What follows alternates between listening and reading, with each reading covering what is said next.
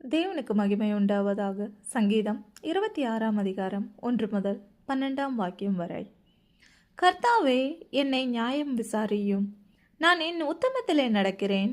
நான் கர்த்தரை நம்பியிருக்கிறேன், ஆகையால் நான் தள்ளாடப்படுவதில்லை. கர்த்தாவே, என்னை பரீட்சித்து என்னை சோதித்து பாரும். என் உள்ளந்திரியங்களையும் என் இருதயத்தையும் புடமிட்டு பாரும். உம்முடைய கிருபை என் கண்களுக்கு முன்பாக இருக்கிறது.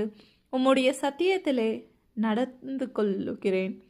வீணரோட நான் உட்காரவில்லை, வஞ்சகரிடத்தில் நான் சேர்வதில்லை.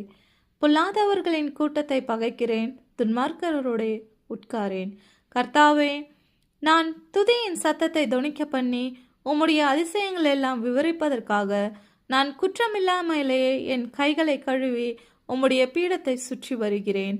கர்த்தாவே, உமது ஆலயமாகிய வாசஸ்தலத்தையும் உமது மகிமை தங்கிய ஸ்தானத்தையும் வாஞ்சிக்கிறேன். என் ஆத்துமாவை பாவிகளோடும் என் ஜீவனை இரத்த பிரியரோடும் கூட வாரிக்கொள்ளாதையும்.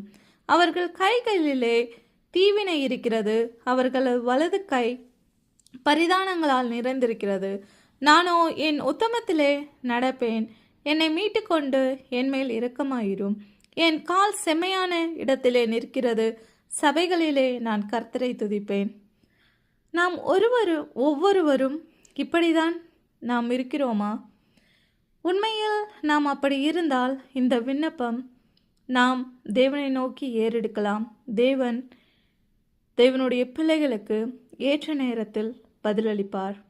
தேவன் தாமே உங்கள் அனைவரையும் இந்த வார்த்தைகளை கொண்டு, வசனங்களை கொண்டு தேவன் உங்களை ஆசீர்வதிப்பாராக. ஆமேன்.